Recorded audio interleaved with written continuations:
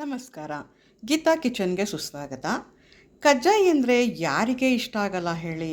ಪಾಕವನ್ನು ಎತ್ತಿ ಬಹಳ ಹದವಾಗಿ ಅದನ್ನು ಎಣ್ಣೆಯಲ್ಲಿ ಬೇಯಿಸಿರುವಂತಹ ಆ ಹೊಸ ತಿಂಡಿ ಎಲ್ಲರಿಗೂ ಕೂಡ ಇಷ್ಟ ಆಗುತ್ತೆ. ಆದರೆ ಮಾಡಲು ಬಲು ಕಷ್ಟ. ನಾನು ಇದನ್ನು ನೀರು ಕಜ್ಜಾಯಿ ಮಾಡೋದನ್ನು ತೋರಿಸ್ಕೊಡ್ತಾ ಇದ್ದೀನಿ. ಇದಕ್ಕೆ ಬೇಕಾಗುವಂತಹ ಪದಾರ್ಥಗಳು ನೋಡಿ. ಕೆಂಪು ಅಕ್ಕಿಯನ್ನು ನಾನು ತೊಗೊಂಡಿದ್ದೀನಿ. ಇದನ್ನು ಒಂದು ರಾತ್ರಿ ನೆನೆಸ್ಕೊಂಡು ಅದನ್ನು ನೀರಿಲ್ದಿರೋಂಗೆ ಸೋಸ್ಕೊಂಡು ಇಟ್ಕೊಂಡಿದ್ದೀನಿ. ಮತ್ತು ಅದಕ್ಕೆ ರುಚಿಗೆ ತಕ್ಕಷ್ಟು ಬೆಲ್ಲವನ್ನು ನಾನು ಇಲ್ಲಿ ತೊಗೊಂಡಿದ್ದೀನಿ. ಮತ್ತು ಒಂದು ಬಾಳೆಹಣ್ಣನ್ನು ತೊಗೊಂಡಿದ್ದೀನಿ. ಮತ್ತು ಅದಕ್ಕೆ ಸೇರಿಸಲು ಎಳ್ಳನ್ನು ತೊಗೊಂಡಿದ್ದೀನಿ. ಇದನ್ನು ಹುರಿದು ಸಿದ್ಧ ಮಾಡಿ ಇಟ್ಕೊಂಡಿದ್ದೀನಿ. ಮತ್ತು ಏಲಕ್ಕಿಯನ್ನು ಕೂಡ ನಾನು ಇಲ್ಲಿ ಸಿದ್ಧ ಮಾಡಿ ಇಟ್ಕೊಂಡಿದ್ದೀನಿ. ಏಲಕ್ಕಿನ ಬಿಡಿಸಿದಂತಹ ಈ ಸಿಪ್ಪೆನೂ ಕೂಡ ನಾವು ಎಸೆಯೋಂಥ ಅವಶ್ಯಕತೆ ಇಲ್ಲ. ಇದನ್ನು ನಾವು ಟೀ ಮಾಡಬೇಕಾದ್ರೆ ಅಥವಾ ಬೇರೆ ಯಾವುದಾದ್ರೂ ಪದಾರ್ಥಗಳಿಗೆ ಇದನ್ನು ಹಾಕಿ ಕುದಿಸ್ಕೋಬೋದು. ಆಗ ನಮಗೆ ಒಳ್ಳೆಯ ಒಂದು ಸುವಾಸನ ಭರಿತವಾದಂತಹ ಒಂದು ಟೀ ಸಿದ್ಧ ಆಗುತ್ತೆ.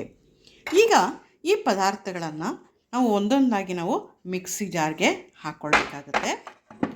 ಇಲ್ಲಿ ಕೆಂಪು ಅಕ್ಕಿಯನ್ನು ನಾನಿಲ್ಲಿ ಹಾಕ್ಕೊಳ್ತಾ ಇದ್ದೀನಿ. ಕೆಂಪು ಅಕ್ಕಿ ಬಹಳ ರುಚಿಯಾಗಿರುವಂಥದ್ದು, ಹಾಗಾಗಿ ಕೆಂಪು ಅಕ್ಕಿಯನ್ನು ನಾನು ಇಲ್ಲಿ ಬಳಸ್ಕೊಳ್ತಾ ಇದ್ದೀನಿ. ಮತ್ತು ಇದಕ್ಕೆ ನಾನು ಬೆಲ್ಲವನ್ನು ಕೂಡ ನಾನು ಸೇರಿಸ್ಕೊಳ್ತಾ ಇದ್ದೀನಿ. ಮತ್ತು ಏಲಕ್ಕಿಯನ್ನು ಕೂಡ ನಾನು ಸೇರಿಸ್ಕೊಳ್ತಾ ಇದ್ದೀನಿ. ಇದನ್ನು ನುಣ್ಣಗೆ ನೀರು ಹೆಚ್ಚು ಹಾಕ್ಕೊಳ್ಳದೆ ನಾವು ರುಬ್ಕೊಳ್ಬೇಕು. ಇಡ್ಲಿ ಹಿಟ್ಟಿನ ಹದಕ್ಕಿಂತ ಸ್ವಲ್ಪ ಗಟ್ಟಿಯಾಗಿದ್ದರೆ ಸಾಕು. ನಂತರ ಎಲ್ಲ ನುಣ್ಣಗಾದ ನಂತರ ನಾವು ಈ ಬಾಳೆಹಣ್ಣನ್ನು ನಾವು ಸೇರಿಸ್ಕೋಬೇಕು.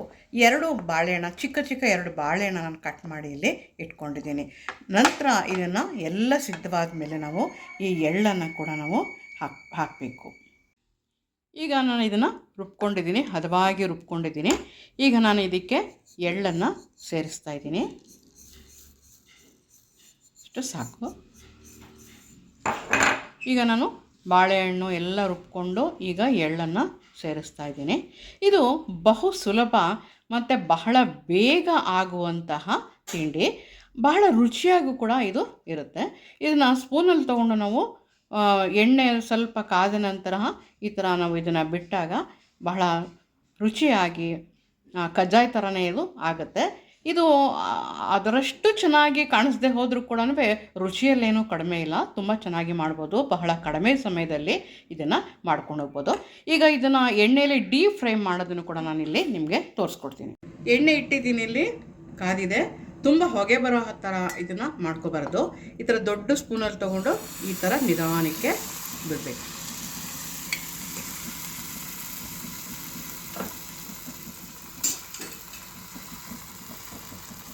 ಒಂದು 2 ನಿಮಿಷ ಇದನ್ನು ನಾವು ಏನು ಟಚ್ ಮಾಡಬಾರ್ದು. ನಂತರ ಇದನ್ನು ತಿರುವಾಕಬೇಕು ಮೆತ್ತಿಗೆ. ಬಹಳ ಮೃದುವಾಗಿ, ಬಹಳ ರುಚಿಯಾಗಿ, ಗಮ್ಮಂತ ತುಂಬ ಚೆನ್ನಾಗಿ ಈ ನೀರು ಕಜ್ಜಾಯಿ ಬರುತ್ತೆ. ಇದು ನೀರು ಕಜ್ಜಾಯಿ ಮಾಡೋ ಕೊನೆಯ ಒಂದು ಹಂತ. ನೀರು ಕಜ್ಜಾಯಿ ಇಲ್ಲಿ ರೆಡಿಯಾಗಿದೆ. ಇದನ್ನು ಬಹಳ ಸಾಫ್ಟಾಗಿ ತುಂಬ ಚೆನ್ನಾಗಿ ಆಗಿದೆ. ಇದನ್ನು ತಿನ್ನೋದು ಹೇಗೆ ಅಂತಲೂ ಕೂಡ ನಾನು ಹೇಳ್ತೀನಿ. ಇದಕ್ಕೆ ತುಪ್ಪ ಮತ್ತು ಬಾಳೆಹಣ್ಣನ್ನು ನಂಚಿಕೊಂಡು ತಿನ್ನಬೇಕು. ಆವಾಗ ಈ ಕಜ್ಜಾಯಿನ ಒಂದು ನಿಜವಾದಂತಹ ಒಂದು ರುಚಿ ನಮಗೆ ಗೊತ್ತಾಗುತ್ತೆ. ನೋಡಿ ಫ್ರೆಂಡ್ಸ್, ಈ ಒಂದು ನನ್ನ ರೆಸಿಪಿ ನಿಮ್ಗೆ ಇಷ್ಟ ಆಗಿದ್ದರೆ, ಇದು ಬಹಳ ಸುಲಭವಾಗಿ ಮಾಡುವಂತಹ ಒಂದು ನೀರು ಕಜ್ಜಾಯಿ ಇದು ನಿಮ್ಗೆ ಇಷ್ಟ ಆಗಿದ್ದರೆ ಮಾಡಿ ನೋಡಿ. ಮತ್ತೆ ಮಾಡಬೇಕು ಅನಿಸುತ್ತೆ. ಯಾಕೆಂದರೆ ಈಗ ಹಬ್ಬಗಳ ಸಾಲು ಒಂದೊಂದಾಗಿ ಬರ್ತಾ ಹೋಗುತ್ತೆ. ನಾಳೆಯಿಂದ ನವರಾತ್ರಿ ಬರುತ್ತೆ, ದೀಪಾವಳಿ ಬರುತ್ತೆ. ಆ ಟೈಮಲ್ಲಿ ಯಾವುದಾದ್ರೂ ಒಂದೊಂದು ದಿನ ಇದನ್ನು ನೀವು ಮಾಡ್ಬೋದು. ಬಹಳ ಸುಲಭವಾಗಿ ಮಾಡ್ಬೋದು. ಎಲ್ರಿಗೂ ಕೂಡ ಇದು ಇಷ್ಟ ಆಗುತ್ತೆ. ಈ ಒಂದು ಇಷ್ಟ ಆಗಿದ್ದರೆ ನಿಮಗೆ ಲೈಕ್ ಮಾಡಿ, ಸಬ್ಸ್ಕ್ರೈಬ್ ಮಾಡಿ ಮತ್ತು ಕಮೆಂಟ್ ಮಾಡಿ ಫ್ರೆಂಡ್ಸ್. ನಮಸ್ಕಾರ.